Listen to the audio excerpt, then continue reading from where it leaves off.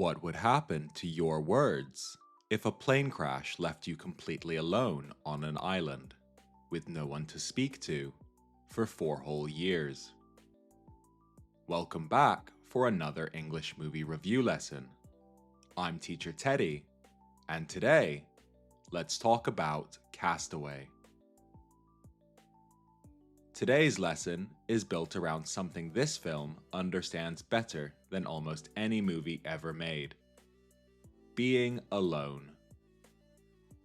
English has a surprisingly rich set of words for aloneness, and by the end of this episode, you'll know exactly which one to use and when.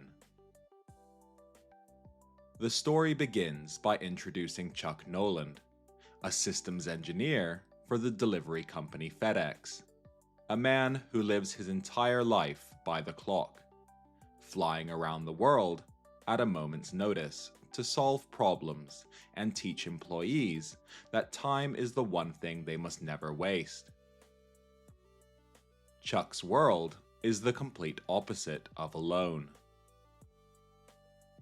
He is surrounded by colleagues, deadlines, telephones, and noise, and he shares his busy life with Kelly, the woman he loves, though his constant traveling means their time together is always being interrupted by another flight, another job somewhere far away. Just before New Year's Eve, Chuck boards a FedEx cargo plane across the Pacific.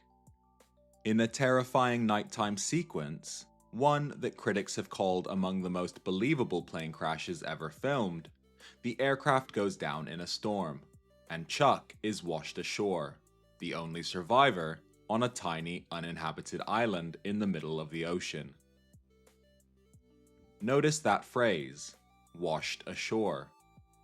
Ashore simply means onto the land, so someone washed ashore has been carried onto the beach by the sea. And the film's own title hands us our first key word. A castaway is a person left completely alone in a wild place, usually after a shipwreck or a crash, and forced to survive by themselves. The title even pulls the word apart: cast away, where cast is an old-fashioned word for thrown. Chuck has literally been thrown away from his world. In those first days, Chuck is stranded. Stranded means stuck somewhere you cannot leave, with no way to get out. It's a wonderfully useful everyday word too, because you don't need a desert island to use it. You can be stranded at an airport when your flight is cancelled, or stranded in the rain when your car breaks down.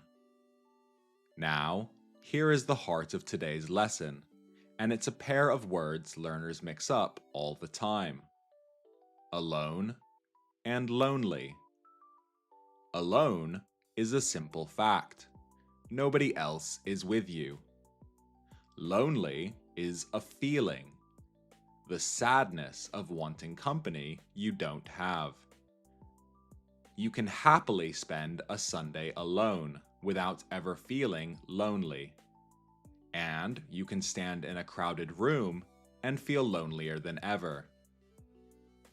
In his first weeks, Chuck is both: completely alone on the island and achingly lonely for the world he lost. Slowly, painfully, Chuck learns to survive. He teaches himself to open coconuts, to catch fish, and to build shelter from the storms that batter the island, turning washed-up packages, ice skates, and videotape into tools. As the weeks turn into months, the film shows us the meaning of isolation. Isolation is the state of being completely cut off from other people. No conversation, no letters, no voices at all. English also uses the adjective. We say a place or a person is isolated. This island is about as isolated as anywhere on Earth, and the film spends most of its running time exploring, honestly and quietly, what that isolation does to a person. Then comes one of the most famous ideas in modern cinema. Among the FedEx packages that wash ashore, Chuck finds a volleyball. He paints a face on it with his own bloody handprint, names it Wilson, and begins talking to it. First as a joke, and then, as the months pass, as his only friend in the world. What Wilson gives Chuck is companionship. The simple, comforting state of having someone with you, so that you are not facing life alone. A person who keeps you company is a companion, and the film's quiet argument is that companionship is not a luxury. Human beings need it almost as much as food and water. Chuck needs a companion so badly that he builds one out of a ball. And listen to what happens when Chuck finally manages to make fire after hours of exhausting failure. He leaps around the beach, shouting to Wilson, to the sky, to nobody at all. "Look what I've created. I have made fire." That line teaches us something real about English. Native speakers genuinely do talk to themselves out loud. We celebrate. "Yes, I did it." We encourage ourselves. "Come on, you can do this." We think through problems by speaking them. And here's a practical tip. Talking to yourself in English, out loud, when nobody else is listening, is one of the best free speaking practice methods there is. Chuck, without meaning to, is giving a masterclass in it. Then, the film makes one of its boldest moves. A single title card reading 4 years later, skipping the years of survival entirely and trusting us to imagine them. The Chuck we now meet is transformed. Lean, bearded, moving with the quiet skill of someone shaped entirely by the island. And the word for his life now is solitude. Solitude means the state of being alone. But unlike loneliness, it doesn't have to hurt. Solitude can be calm and even chosen. Think of a writer who goes to the mountains for some peace and solitude. After 4 years, Chuck has made a kind of peace with his solitude, and the film lets us feel both its calm and its terrible cost. But he has not given up. He has a secret project. For months, he has studied the tides and the winds, and he has quietly built a raft from logs, rope, and a torn piece of plastic sheeting. Here, English gives us 2 more precise words. For 4 years, Chuck has been marooned, trapped on land, surrounded by sea, unable to leave.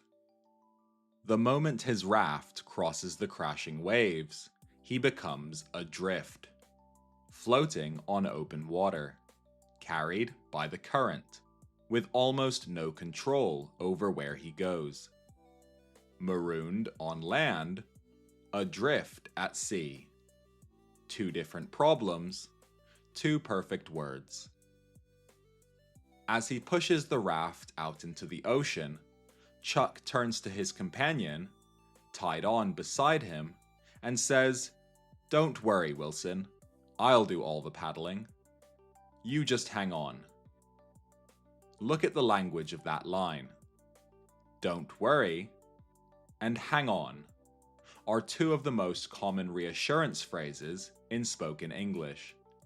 the small, warm words we use to comfort someone we care about.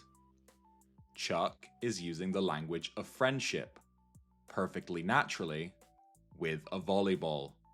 And that is exactly why the scene works. Whether that little raft can survive the open Pacific, what the ocean takes from him out there, and what he finds if he ever makes it home, I won't spoil any of that here. What I can tell you is that the final act asks a harder question than survival.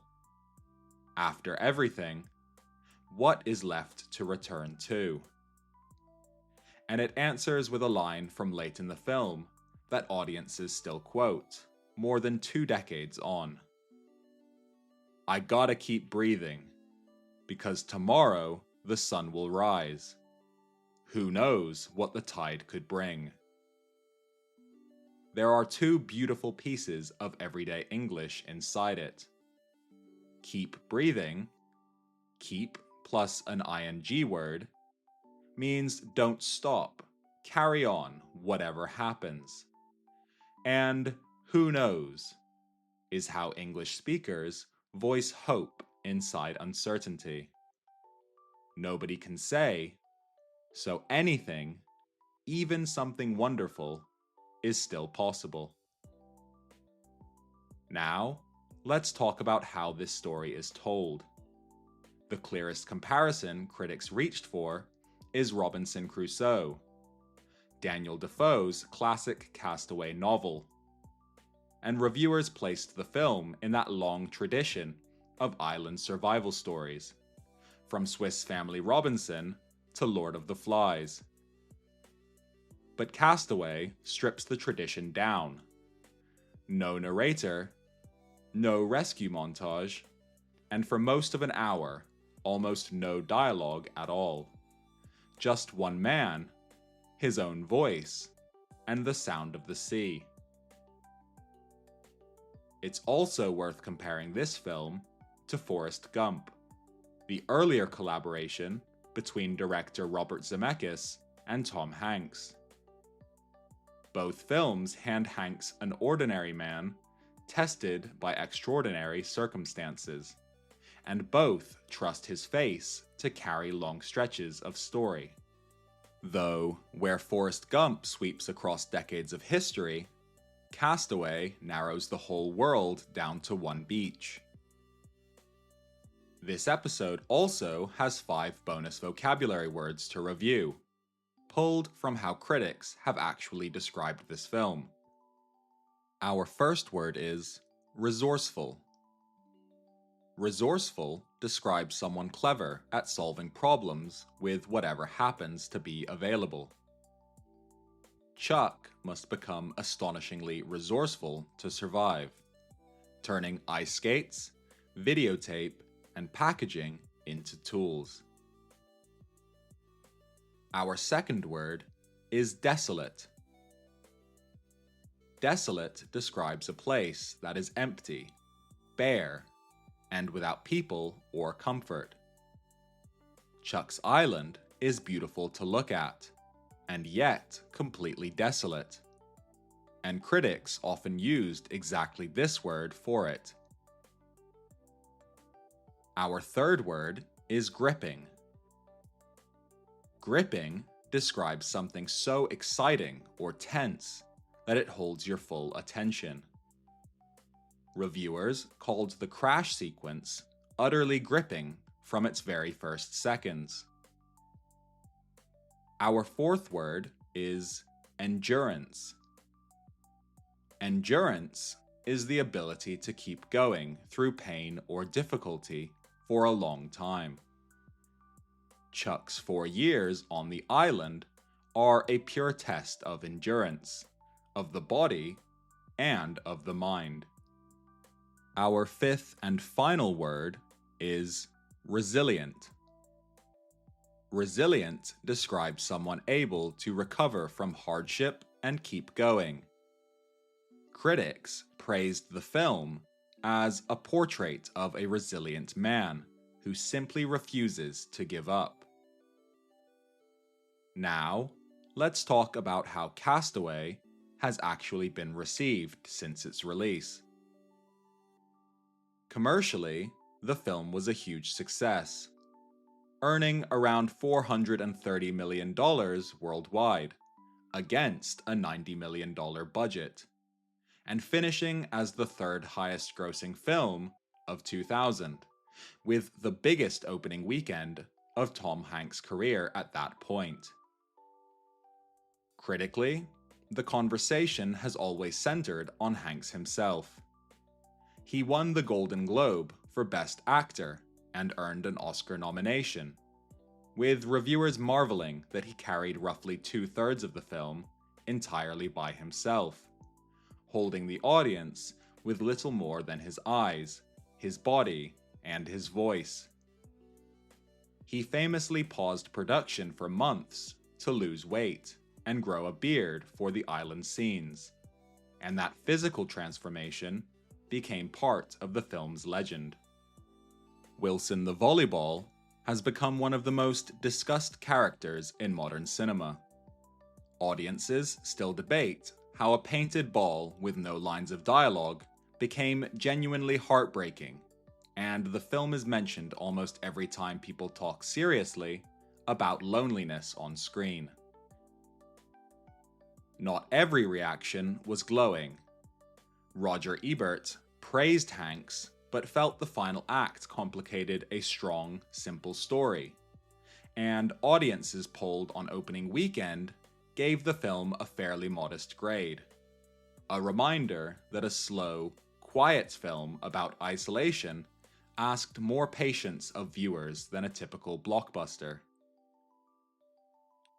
Online today, discussion tends to circle a few topics: whether the ending lands or falters, how the film's famous final image at the crossroads should be read, and how a major Hollywood studio dared to release a film that spends nearly an hour in silence. Let's go through the language of being alone from this episode. Alone is the fact of having nobody with you. Lonely is the feeling of sadness about it. You can be alone without being lonely, and lonely without being alone.